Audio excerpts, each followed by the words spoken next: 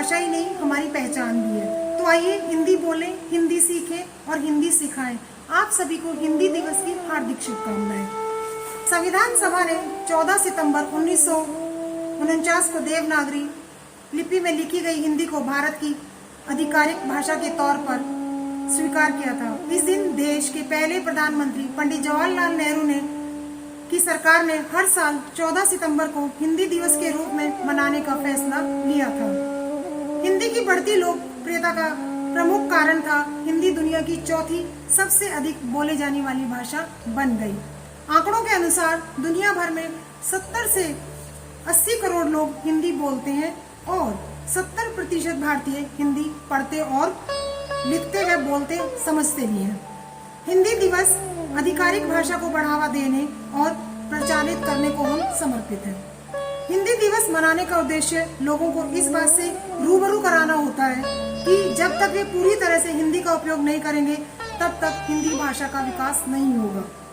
हिंदी मातृभाषा ही नहीं, हमारे स्वाभिमान और गौरव का भी प्रतीक है। आज हिंदी दिवस के अवसर पर हमारे कुछ विद्यार्थियों ने अपने भाषण, चर्चा, कविताएं व अपनी रचनाएं प्रस्तुत की।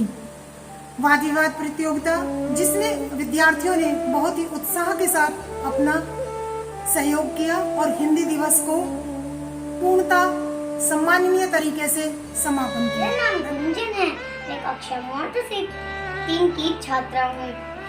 मीराबाई का जन्म 1452 में उनके गांव में हुआ था। उनकी माता की मृत्यु बहुत जल्दी हो गई थी, तो उनके पिता ने उनकी परवरिश की। उन्होंने अपने किशन जी की भक्ति के लिए अपना सब कुछ त्याग दिया। आज मैं हिंदी दिवस के मौके पर मीराबाई की एक दोहा सुनाने जा रही हूँ। मेरे तो गिरधरी गोपाल दूसरो ना कोई, जाके सर पे मोर मुकुट मेरो पति सोई, मेरो पति। नमस्कार, मैं आप सबको हिंदी दिवस के उपलक्ष्य में कुछ बताना चाहता हूँ। उससे पहले आप सबको हिंदी दिवस की हार्दिक शुभकामनाएं। हर साल 16 सितंबर को हिंदी दिवस मनाया जाता है। ऐसा इसलिए क्योंकि इस दिन भारत संविधान सभा ने देवनागरी लिपि में से हिंदी भाषा को आधिकारिक भाषा घोषित किया था।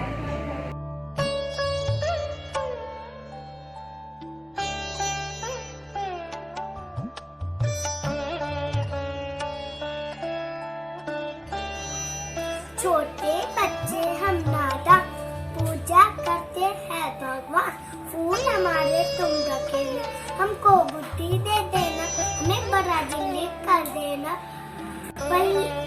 पल लिख के हम मने मान आए अपने माटी के काम, दिन के सिलवा है भगवान। हिंदी भाषा जन जन की भाषा है, भारत की आशा है, जिसने पूरे देश को जोड़ा वो मजबूत धागा है। शब्दों में कहा जाए तो जीवन की परिभाषा है हिंदी। भारत माँ की शान है हिंदी, हिंदुस्तान का मान है हिंदी, वाणी का वरदान है हिंदी, हम सबका आधार है हिंदी। सरल शब्दों में कहा जाए तो हर भारतीयों की पहचान है हिंदी। जन जन की भाषा है हिंदी, भारत की आशा है हिंदी, जिसने पूरे देश को जोड़ रखा है वो मजबूत धागा है हिंदी, हिंदुस्तान की गौरव गाथा है हिंदी, एकता की परंपरा है हिंदी, सरल में कहा जाए तो जीवन की परिभाषा है हिंदी। इन धागा प्रेम का मत तोड़ो चटकाए, टूटे पे फिर ना चुरे, चुरे गांठ परी जाए। अब मैं आपको इसका अर्थ बताता हूँ। रहीमदास जी कहते हैं कि प्रेम का रिश्ता नाजुक होता है, इस झटका देकर तोड़ना नहीं चाहिए। यदि प्रेम का धागा एक बार टूट जाए तो फिर इसे मिलाना भी होता है, और यदि यह मिल भी जाए तो टूटे हुए धागे में गांठ पड़ जाती है। वीर तुम बड़े चलो, धीर तुम बड़े चलो, हाथ में ध्वज रहे, बल दल सजा रहे, ध्वज कभी झुके नहीं, बल कभी रुके नहीं। वीर तुम बड़े चलो, धीर तुम बड़े चलो, सामने पहाड़ हो, सिंह की दहाड़ हो, तुम निडर हटो नहीं, तुम निडर डटो नहीं, वीर तुम बड़े चलो, धीर तुम बड़े। हिंदी हमारी आन है, हिंदी हमारी शान है, हिंदी भाषा की लिपि देवनागरी है।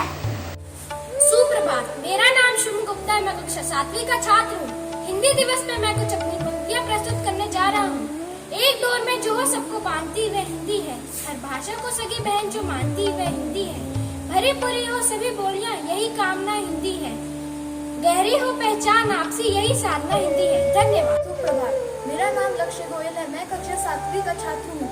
मैं आपके सामने एक कविता प्रस्तुत कर रहा हूँ। आशा है कि आपको ये कविता अच्छी लगे। भारत माता अब तेरी विजय है, गगन छू रहा है मुकुट शुभ सुंदर, रजत स्वर्ण किरणें नहीं हो निछावर, विविध रंग नभ के बने छत्र तेरा, अनिल चांदनी का विजन स्नेह है। भारत माता अब तेरी विजय है, सजी कंठ में है सर फूटमाला, वसंत अंक पर शसे हरिता वाला, दिशाएं चरणों में महावर लगाती, सजल अंक तेरा सभी को वह है। भारत माता अब तेरी विजय है, ऋतु शंख और तूरे बादल बजाता, विहग रव सदा वंदना गीत गाता, नमन कर रहे हैं वो सूर्य चंद्र तारे, सृजन हास में कोप में विपर प्रलय है, सदा वत्सला अब तेरी विजय है, भारत माता अब तेरी विजय है। धन्यवाद। सुप्रभात, मेरा नाम तृप्ति है, मैं कक्षा 8वीं की छात्र हूँ। आज हिंदी दिवस के अवसर में आप सभी को एक कहानी प्रस्तुत करने जा रही हूँ। एक समय की बात है, एक शिल्पकार रहा करता था जो मूर्ति बनाने के लिए एक पत्थर चुनने जंगल में गया। उसे एक बहुत सुंदर पत्थर दिखा जिसे वो ले गया और बोला कि यह पत्थर मेरी मूर्ति बनाने के लिए एकदम सही है। उसे रास्ते में एक और पत्थर मिला जिसे भी उसने उठा लिया। जब वो घर गया तब जब वो उसमें कारीगरी करने लगा तो पत्थर डरा और रो के बोला कि मेरे पे कृपया कारीगरी मत करो, मेरे को बहुत दर्द हो रहा है। शिल्पकार ने उस पर दया खाकर उस पर कारीगरी नहीं की और उसे छोड़ दिया। जब दूसरा पत्थर की बारी आई तो दूसरा पत्थर चुपचाप रहा और शिल्पकार ने उस पर एक बहुत सुंदर भगवान की मूर्ति बना दी। जब गांव वाले मूर्ति लेने आए तब गांव वाले मूर्ति के साथ बिना मूर्ति बना भी पत्थर ले गए। जब गांव वालों ने मूर्ति ली और उसे मंदिर में सजा दिया और मूर्ति बने पत्थर को सब लोग लड्डू चढ़ाते, उसमें प्रसाद बांटते, उसकी पूजा करते, वो उसे दूध से नहलाते। मगर जो पहला पत्थर था उसमें सब लोग नारियल फोड़ते जिससे उसे बार बार पीना होती थी। जिस समय एक बार जब कोई भी नहीं मंदिर में आ रहा था तब नारियल फोड़ने वाले पत्थर ने मूर्ति बने पत्थर से कहा कि तुम्हें यदि सब लोग पूजा करते हैं, तुम्हें सब लोग लड्डू चढ़ाते हैं, मगर सब लोग हर बार मेरे को कष्ट क्यों देते हैं। तो मूर्ति बना पत्थर बोला, जब शिल्पकार मेरे पे कारीगरी कर रहा था तब मैं कुछ नहीं बोला, मगर जब शिल्पकार तुम पे कारीगरी कर रहा था तुम रो उठे। इस कहानी का शिक्षा ये है कि हमें कभी भी मुश्किल परिस्थितियों से नहीं डरना चाहिए और उसका डटकर सामना करना चाहिए। धन्यवाद। सुप्रभात, मेरा नाम भव्य जोशी है, मैं कक्षा 8 का छात्र हूँ। आज मैं आपको हिंदी दिवस पर एक कहानी सुनाने वाला हूँ। इस कहानी का नाम है मेरी शिक्षा। ये कहानी डॉक्टर राजेंद्र प्रसाद ने लिखी है। एक बार की बात है, डॉक्टर राजेंद्र प्रसाद का अक्षर आरंभ शुरू हो रहा था तो वहाँ पे एक मौलवी साहब को बुलाया गया उनके अक्षर आरंभ करवाने के लिए। वो मौलवी साहब बहुत ही बड़बोले थे। वो बोलते रहते थे कि वो हर काम कर सकते हैं, वह जानते हैं। वह उनके जो राजेंद्र प्रसाद के मामा के साथ हमेशा शतरंज का खेल खेलते रहते थे और हारते रहते थे। फिर भी वह बोलते थे कि उनको शतरंज अच्छे से खेलना आता है। एक समय की बात है जब राजेंद्र प्रसाद के मामा ने मौलवी साहब को बोला कि खेत में एक बंदर आ गया है, हमें उसको गुलेल मार के भगाना है। तो मौलवी साहब फिर बोले, मेरे को गुलेल चलाना बहुत अच्छे तरीके से आता है, मैं उसको एक ही बार में मार के भगा दूंगा। जब वह खेत में गए तो मौलवी साहब ने गुलेल लेके बंदर की तरफ निशाना लगाया। तब बंदर को तो कुछ नहीं हुआ। उसके कुछ समय बाद मौलवी साहब के अंगूठे से तर-तर करके खून बहने लगा। मौलवी साहब फिर एक कोने में होकर बैठ गए थे। उन्हें पता चला कि उन्होंने गुलेल बंदर की जगह खुद को ही मार ली है। उसके बाद मौलवी साहब बच्चों को पढ़ाने चले गए। उसके कुछ समय बाद जो डॉक्टर राजेंद्र प्रसाद के मामा हैं उन्होंने मौलवी साहब को आके बोला कि दरख्त पे एक चील बैठा है, हमें उसको गोली मार के गिराना है। मौलवी साहब ने बोला, मेरे को गोली चलाना भी बहुत अच्छी तरीके से आता है। मौलवी साहब और लेखक के मामा जाके दरख्त पर चील को गोली मारने के लिए चले गए। मौलवी साहब ने पहले गोली उठाई, उसके बाद सीधा चील की तरफ बंदूक तान दी, अपने छाती पर रखकर उन्होंने गोली चलाई तो चील को तो कुछ नहीं हुआ। पता चला उन्होंने अपने आप को ही गोली मार ली है। फिर मौलवी साहब कुछ समय अपना उपचार करवा के वहाँ से चले गए। फिर कुछ समय बाद एक दूसरे मौलवी साहब आए, वो बहुत अच्छा पढ़ाते थे। उन्होंने लेखक का अक्षरारंभ अच्छे तरीके से करवाया। उसके बाद वह अलग अलग विषयों पर उनको पढ़ाते थे। उसके बाद जो लेखक हैं उनको छपरा जाना पड़ा अंग्रेजी सीखने के लिए। तब लेखक ने कहा कि मेरे को जो भी आता है मेरे को अपने दूसरे शिक्षक की वजह से ही आता है। इस कहानी की शिक्षा है कि हमें कभी भी वो काम नहीं करना चाहिए जो हमें नहीं आता। सुप्रभात, मैं सृष्टि गुप्ता कक्षा 10वीं की छात्रा। आज का विषय वर्तमान प्रचलन सोशल मीडिया पर अपने विचार विपक्ष में प्रस्तुत करने जा रही हूँ। आप सभी कहते हैं कि सोशल मीडिया सही है या गलत, लेकिन वर्तमान प्रचलन सोशल मीडिया आखिर है क्या? वर्तमान प्रचलन यह है कि सुबह एक युवा उठता है और अपने माँ बाप के चरण स्पर्श न करके सीधा फोन खोलकर गुड मॉर्निंग फ्रेंड्स कहकर पोस्ट करता है। वर्तमान प्रचलन यह है कि एक युवा अपनी तस्वीर को अधिक से अधिक साझा करता है और बेसब्री से अपनी पूरी ऊर्जा के साथ ये देखता है कि उसकी पोस्ट पर लाइक कितने आए हैं और कितने लोगों ने उस पर प्रतिक्रिया दी है। इसके कारण उसकी जो ऊर्जा है, जिसको वह अन्य रचनात्मक कार्यों में लगा सकता था, जिसको वह अपने माता पिता, अपने राष्ट्र, समाज, अपने भविष्य, अपने करियर में लगा सकता था, वह ना लगाकर एक आदत बन गए सोशल मीडिया पर लगाता है और यहीं से एक युवा नकारात्मकता की ओर जाता है। आप कहते हैं सोशल मीडिया ज्ञानवर्धक है।